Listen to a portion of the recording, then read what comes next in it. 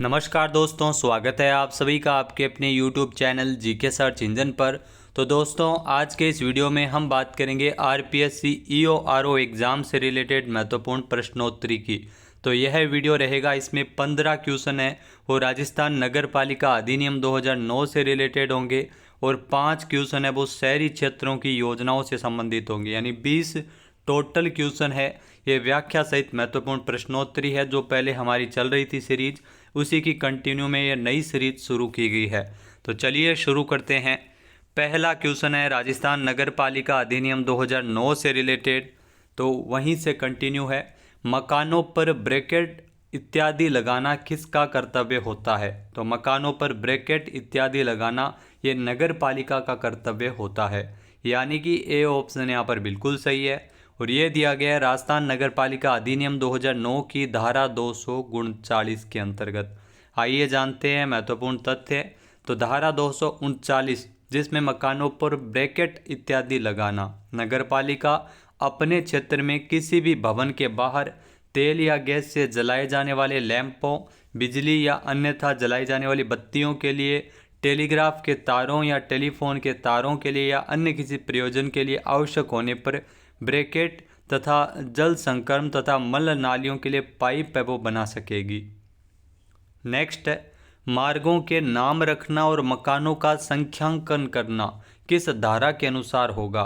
तो राजस्थान नगर पालिका अधिनियम 2009 की धारा 240 के अंतर्गत, जी हाँ, तो नगर पालिका द्वारा मार्गों का नाम रखना और मकानों का संख्यांकन करना, ये प्रावधान धारा 240 के अंतर्गत दिए गए हैं, यानी कि बी ऑप्शन यहाँ पर बिल्कुल सही है। आइए जानते हैं इम्पोर्टेंट फैक्ट्स। तो राजस्थान नगर पालिका अधिनियम 2009 की धारा 240, जिसमें मार्गों के नाम रखना और मकानों का संख्यांकन करने से संबंधित प्रावधान है। नगर पालिका अपने क्षेत्र के मार्गों, यानी जो सार्वजनिक मार्ग का नाम उस समय समय पर ऐसा नाम देगी जिससे वे जाने जाए तथा उससे उसको संबंधित मार्ग के अंत या प्रवेश पर किसी उसके पास किसी सहज दृश्य भाग पर लगाने या पेंट किए जाने की व्यवस्था कर सकेगी। तो मार्गों के नाम रखना और मकानों का संख्यांकन करना, ये 240 के अंतर्गत दिया गया धारा 240। नेक्स्ट है, यदि कोई व्यक्ति नगरपालिका द्वारा लगाए गए नाम या संख्यांकन में किसी भिन्न नाम या कोई संख्यांक लगाए तो दोष सिद्धि पर कितने जुर्माने का प्रावधान है? यहाँ अगर ऐसी कंडीशन होती है तो उस समय 1000 से लेकर 2000 रुपये तक जुर्माने का प्रावधान है, यानी कि सी ऑप्शन यहाँ पर बिल्कुल सही है धारा 240 के अकॉर्डिंग।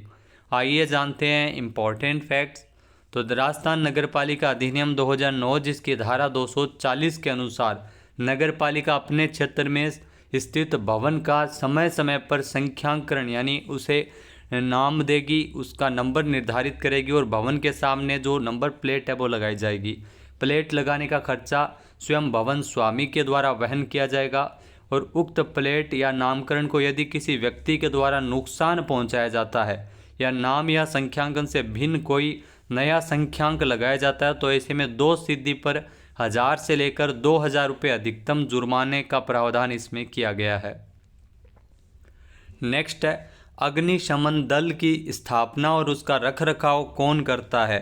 तो अग्निशमन दल की स्थापना और रखरखाव है ये नगर पालिका द्वारा किया जाता है, यानी कि बी ऑप्शन यहाँ पर बिल्कुल सही है। धारा 256 के अंतर्गत ये प्रावधान है। आइए जानते हैं इम्पोर्टेंट फैक्ट्स। तो धारा 256 के अनुसार अग्निशमन दल की स्थापना और उसका रखरखाव करने से संबंधित प्रावधान है। नगर पालिका अग्निशमन दल की स्थापना और उसका रखरखाव करेगी और किन्हीं औजार, मशीन अथवा समाचार भेजने के लिए साधन इत्यादि व आग के निवारण और आग को बुझाने के लिए आवश्यक समझे उन उपकरणों की व्यवस्था भी नगर पालिका के द्वारा किया जाएगा। नेक्स्ट है, अग्निशमन दल की कार्यवाही के संचालन का निर्देशन करने वाला सदस्य किस रैंक का होना चाहिए? जी हाँ दोस्तों, अग्निशमन दल की कार्यवाही के संचालन का निर्देशन करने वाला जो सदस्य है वो कांस्टेबल रैंक के ऊपर का कोई भी पुलिस अधिकारी होना चाहिए, यानी कि ए ऑप्शन इस क्वेश्चन का बिल्कुल सही है। यह धारा 257 के अंतर्गत दिया गया है। आइए जानते हैं इम्पोर्टेंट फैक्ट्स। तो राजस्थान नगर पालिका अधिनियम 2009 की धारा 257, जिसमें आग बुझाने के लिए अग्निशमन दल और अन्य व्यक्तियों की शक्तियों से संबंधित प्रावधान है। नगरपालिका क्षेत्र में आग लगने पर मजिस्ट्रेट, नगरपालिका सदस्य, मुख्य नगरपालिका अधिकारी या अन्य कोई नगरपालिका अधिकारी अग्नि दल की जो कार्यवाही का संचालन का निदेशक या इसमें कोई भी सदस्य जो कांस्टेबल रैंक से वरिष्ठ पुलिस अधिकारी हो वो इसमें काम करेगा। नेक्स्ट है, यातायात के सरल बहाव को सुनिश्चित करने और सामान्य जनता की असुविधा की रोकथाम के लिए यह जिम्मेदारी किसकी होती है? तो ये जिम्मेदारी होती है नगरपालिका की, यानी कि ए ऑप्शन यहाँ पर बिल्कुल सही है धारा 253 के अकॉर्डिंग। आइए जानते हैं इम्पोर्टेंट फैक्ट्स। तो राजस्थान नगरपालिका अधिनियम 2009 की धारा 253 के अनुसार सार्वजनिक स्थानों पर निजी यानों की पार्किंग का विनियमन और नगरपालिका यातायात के सरल बहाव को सुनिश्चित करने तथा सामान्य जनता को असुविधा से बचाने के लिए पर्याप्त स्थान उपलब्ध होने अथवा फुटपाथ और सड़क के किनारों सहित सार्वजनिक स्थानों पर यानों की पार्किंग का, जी हाँ, गाड़ियों की जो पार्किंग का विनियमन है यह नगरपालिका के द्वारा किया जाएगा।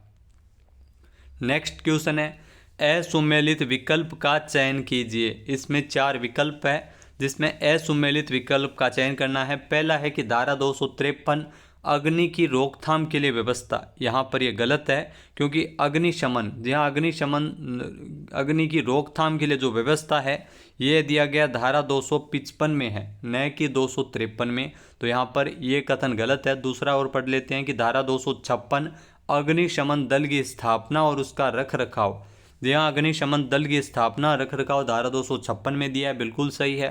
फिर है धारा 254 सार्वजनिक मैदानों और यानों या जानवरों को ठहराना, तो ये भी बिल्कुल सही है, 254 में ये दिया गया है। तो यहाँ पर एक ही गलत है, धारा 253, क्योंकि अग्नि की रोकथाम के लिए व्यवस्था है वो धारा 255 में है, न कि 253 में। तो बेसिकली 255 में अग्नि की रोकथाम के लिए व्यवस्था, धारा 254 में सार्वजनिक मैदानों या यानों या जानवरों को ठहराना, धारा 256 में अग्निशमन दल की स्थापना और उसके रखरखाव से संबंधित प्रावधान है। नेक्स्ट है, परिसरों के भीतर पशुओं से न्यूसेंस को रोकने की शक्ति किसे दी गई है? जी हाँ दोस्तों, ये मुख्य नगरपालिका अधिकारी की शक्ति है, यानी कि सी ऑप्शन यहाँ पर बिल्कुल सही है, धारा 250 के अंतर्गत। आइए जानते हैं इम्पोर्टेंट फैक्ट्स। तो धारा 250 के अनुसार परिसर के भीतर पशुओं के न्यूसेंस रोकने की शक्ति, किसी भी पशु पक्षी को रखने के लिए यदि किसी परिसर का उपभोक्ता चाहे अनुज्ञप्तिधारी हो यानी उसे अनुमति मिली हो, उसे न्यूसेंस कारित करता है, यानी इसे रोकने के लिए मुख्य नगरपालिका अधिकारी आदेश जारी कर ऐसे न्यूसेंस को तय कालावधि में रोकने की अपेक्षा कर सकेगा। नेक्स्ट है, राजस्थान नगरपालिका अधिनियम 2009 के अनुसार प्लास्टिक की थैलियों के विनिर्माण आदि को निर्बाधित करने या उस पर पाबंदी लगाने की शक्ति किसके पास होती है? यहाँ दोस्तों ऐसी शक्ति नगरपालिका की होती है, यानी कि ए ऑप्शन यहाँ पर बिल्कुल सही है, धारा 258 के अनुसार। आइए जानते हैं इम्पोर्टेंट फैक्ट्स। तो राजस्थान नगरपालिका अधिनियम 2009 की धारा 258 के अनुसार प्लास्टिक की थैलियों के निर्माण आदि को प्रतिबंधित करने या वर्जित करने की शक्ति राज्य सरकार के आदेश पर नगरपालिका को अपने किसी भी भाग में, संपूर्ण भाग में या किसी भी प्रकार की प्लास्टिक की थैलियाँ निर्मित करने, विक्रय करने या उपयोग करने को बैन करने या वर्जित करने की शक्ति है वो नगरपालिका की होगी। इस धारा के उल्लंघन पर इसमें अगर जुर्माने की अगर बात करें तो 3 माह से लेकर साधारण कारावास या 100 रुपये से लेकर अधिकतम इसमें 1000 रुपये जुर्माने का भी प्रावधान है। अगर अपराध जारी रहता है तो ऐसी कंडीशन में 50 रुपये प्रतिदिन यानी डेली जुर्माना भी इसमें निर्धारित किया गया है। नेक्स्ट है, राजस्थान नगरपालिका अधिनियम 2009 की कौन सी धारा में कनेक्शन नहीं लेना, मल आदि बहाने का उल्लेख किया गया है? तो राजस्थान नगरपालिका अधिनियम 2009 की धारा 259 के अंतर्गत ये दिया गया है, यानी कि बी ऑप्शन यहाँ पर बिल्कुल सही है। आइए जानते हैं इम्पोर्टेंट फैक्ट्स। तो धारा 259 के अनुसार कनेक्शन नहीं लेना, मल इत्यादि बहाना 259 के अंतर्गत दिया गया है कि यदि कोई व्यक्ति धारा 202 के तहत मल वहन प्रणाली में कनेक्शन नहीं लेता है, नगरपालिका की लिखित अनुज्ञा के बिना पानी, मल अथवा किसी अन्य दुर्गंधपूर्ण तरल पदार्थ को किसी भी मार्ग या मल नाली या शौचालय से किसी भी दुर्गंधपूर्ण पदार्थ को फेंकता है तो करने में विफल रहता है तो या खुले स्थान पर फैलाता है या किसी इससे संबंधित किसी अनुज्ञा की शर्तों की पालन अगर वो नहीं करता है तो ऐसी स्थिति पे इसमें दोष सिद्धि पर कम से कम 5,000 रुपये का जुर्माना लगाया जाता है। नेक्स्ट है, यदि कोई व्यक्ति उपेक्षापूर्ण ऐसा काम करता है जिससे वहाँ गुजरने वाले या पड़ोस में रहने वाले काम करने वाले व्यक्तियों के लिए खतरा पैदा हो तो उस समय जुर्माना कितना है। जी हाँ दोस्तों, अगर कोई व्यक्ति उपेक्षापूर्ण ऐसा काम करता है जहाँ पर वहाँ से गुजरने वाले लोग या पड़ोस में रहने वाले या काम करने वाले व्यक्तियों के लिए अगर खतरा पैदा हो तो उस समय 100 से लेकर 500 रुपये जुर्माना इसमें निर्धारित किया गया है। ए ऑप्शन यहाँ पर बिल्कुल सही है धारा 266 के अंतर्गत। आइए जानते हैं इम्पोर्टेंट फैक्ट्स। तो धारा 266 जिसमें कोई क्षोभकारी खेल खेलना, इससे संबंधित प्रावधान है कि यदि कोई व्यक्ति उपेक्षापूर्ण ऐसा काम करता है जैसे पतंग उड़ाना, पटाखे जलाना, अग्नि गुब्बारे जलाना छोड़ना, जिससे जलाए ये तो अच्छी बात है, लेकिन वहाँ से गुजरने वाले लोग या पड़ोस में रहने वाले काम करने वाले व्यक्तियों के लिए अगर खतरा पैदा होता है तो ऐसी स्थिति में 100 से 500 रुपये इसमें जुर्माने का भी प्रावधान है। नेक्स्ट है, दुर्गंधपूर्ण खाद आदि को उपयोग में लाना आदि से संबंधित प्रावधान कौन सी धारा में है। जी हाँ दोस्तों, ये प्रावधान है वो धारा 265 के अंतर्गत दिया गया है। सी ऑप्शन यहाँ पर बिल्कुल सही है। आइए जानते हैं इम्पोर्टेंट फैक्ट्स। तो धारा 265 के अकॉर्डिंग दुर्गंधपूर्ण खाद इत्यादि को उपयोग में लाना किसी भी व्यक्ति द्वारा नगरपालिका की अनुज्ञा के बिना मल या अन्य दुर्गंधपूर्ण पदार्थ के संग्रहण या उसके उपयोग किए जाने पर जुर्माना 1,000 से लेकर अधिकतम इसमें 2,000 रुपये तक जुर्माने का इसमें प्रावधान किया गया है। नेक्स्ट है, राजस्थान नगरपालिका अधिनियम 2009 के अंतर्गत नहाने के लिए उपयोग में लाने के उद्देश्य से पर्याप्त सार्वजनिक स्थान अलग से कौन नियत कर सकेगा।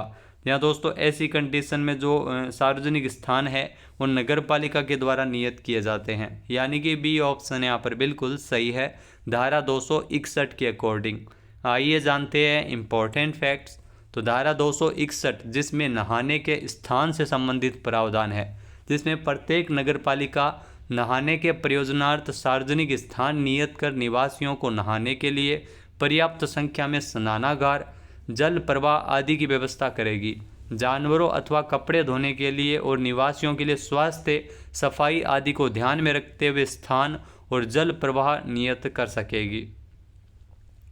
नेक्स्ट है, राजस्थान नगरपालिका अधिनियम 2009 के अनुसार नगरपालिका क्षेत्र में नया तालाब या जलाशय बनाने के लिए किसकी पूर्व अनुमति आवश्यक है। जी हाँ दोस्तों, ऐसी कंडीशन में जो पूर्व अनुमति नगरपालिका की आवश्यक होती है, ए ऑप्शन यहाँ पर बिल्कुल सही है धारा 263 के अकॉर्डिंग। आइए जानते हैं इम्पोर्टेंट फैक्ट्स। तो धारा 263 के अकॉर्डिंग कुओं इत्यादि में पैदा होने वाले न्यूसेंस का उपशमन करने से संबंधित प्रावधान है, जिसमें कोई भी जल स्रोत जो किसी निवास गृह से 100 मीटर के फासले के अंदर स्थित है, जहां पानी एकत्र होता है या इससे मच्छर पैदा होते हैं या होने की संभावना बनती है, तो नगरपालिका लिखित सूचना द्वारा स्वामी से ऐसे जल स्रोत को हटाने या ढकने की अपेक्षा कर सकेगी। नगरपालिका की पूर्व अनुमति के बिना कोई भी नया तालाब या जलाशय नहीं खोदा जा सकेगा। नेक्स्ट क्वेश्चन है, राजस्थान नगरपालिका अधिनियम 2009 की धारा 266 किससे संबंधित है। तो धारा 266 कोई क्षोभकारी खेल खेलने से संबंधित है। बी ऑप्शन यहाँ पर बिल्कुल सही है। आइए जानते हैं इम्पोर्टेंट फैक्ट्स। तो धारा 266 के अनुसार कोई क्षोभकारी खेल खेलना कि यदि कोई व्यक्ति उपेक्षापूर्ण ऐसा काम करता है जैसे पतंग उड़ाना, पटाखे जलाना, अग्नि गुब्बारे जलाना छोड़ना, जिससे वहाँ से गुजरने वाले लोगों या पड़ोस में रहने वाले या काम करने वाले व्यक्तियों के लिए खतरा पैदा हो, तो इसमें 100 से 500 रुपये का जुर्माने का प्रावधान किया गया है। वहीं अगर धुएं को खपा देना, ये धारा 268 में दिया गया है। अन्य न्यूसेंस का प्रतिबंध धारा 267 में दिया गया है। नेक्स्ट है योजनाओं से संबंधित क्वेश्चन। तो पहला है, श्री अन्नपूर्णा रसोई योजना के तहत प्रत्येक थाली में कितने ग्राम दाल और कितने ग्राम सब्जी परोसी जाती है। जी हाँ, पहली बात तो ये कि इंदिरा रसोई योजना के स्थान पर अब राजस्थान में उस योजना का नाम बदल दिया गया है। जो आपके सिलेबस में है इंदिरा रसोई योजना, अब उसके स्थान पर आपको श्री अन्नपूर्णा रसोई योजना पढ़ना है। तो अन्नपूर्णा रसोई योजना के तहत अगर दाल और सब्जी की बात करें तो 100 ग्राम दाल और 100 ग्राम सब्जी इसमें दी जाती है। सी ऑप्शन यहाँ पर बिल्कुल सही है। आइए जानते हैं इम्पोर्टेंट फैक्ट्स। तो श्री अन्नपूर्णा रसोई योजना, जी हाँ, ये 2024 से लागू हो गई है। 6 जनवरी 2024 से इस योजना को लागू किया गया है। पहले इस योजना का नाम इंदिरा गांधी रसोई योजना था। 20 अगस्त 2020 को इंदिरा रसोई योजना लागू हुई थी। 8 रुपये में शुद्ध एवं पौष्टिक भोजन उपलब्ध करवाना इस योजना का मुख्य उद्देश्य है। इसमें जो मेन्यू है उसमें 300 ग्राम चपाती, अन्नपूर्णा रसोई योजना में 300 ग्राम चपाती, 100 ग्राम दाल, 100 ग्राम सब्जी, 100 ग्राम चावल, मिलेट्स, खिचड़ी इत्यादि के साथ इसमें अचार भी रहता है।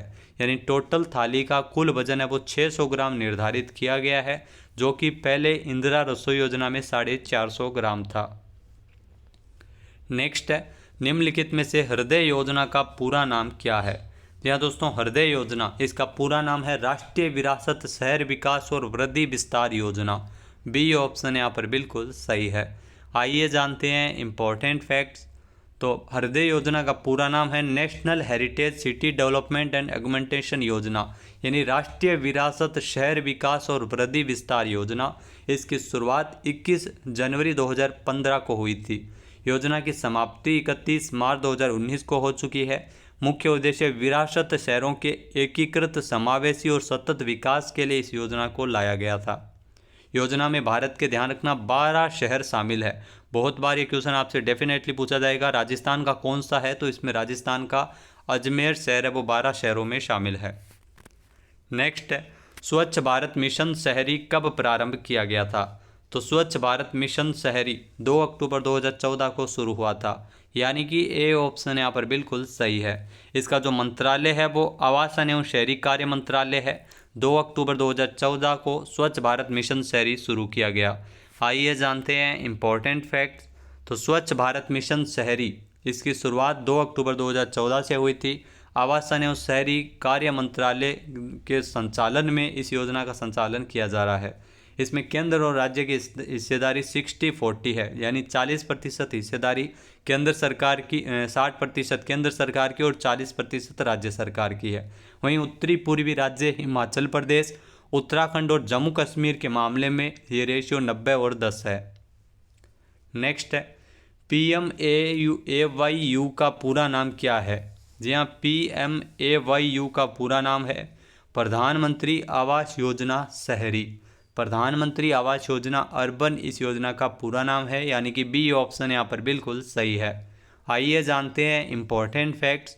तो प्रधानमंत्री आवास योजना शहरी जो 25 जून 2015 को शुरू हुई थी, इसका मंत्रालय आवासन एवं शहरी कार्य मंत्रालय है। मुख्य उद्देश्य इस योजना का जो सभी घरों में शौचालय, पानी की आपूर्ति, बिजली आदि के लिए आवास, रसोई घर जैसी बुनियादी सुविधाएं इसमें उपलब्ध करवाई जाती है। आवास उपलब्ध करवाया जाता है प्रधानमंत्री आवास योजना शहरी के तहत शहरी क्षेत्रों में। नेक्स्ट है, राजस्थान में इंदिरा गांधी शहरी क्रेडिट कार्ड योजना कब शुरू हुई थी? जी हाँ दोस्तों, इंदिरा गांधी शहरी क्रेडिट कार्ड योजना, इस योजना की शुरुआत 18 अगस्त 2021 से की गई थी। बी ऑप्शन यहाँ पर बिल्कुल सही है। वर्तमान में इस योजना को मुख्यमंत्री शहरी क्रेडिट कार्ड ऋण योजना के नाम से जाना जाता है। आइए जानते हैं इम्पोर्टेंट फैक्ट्स।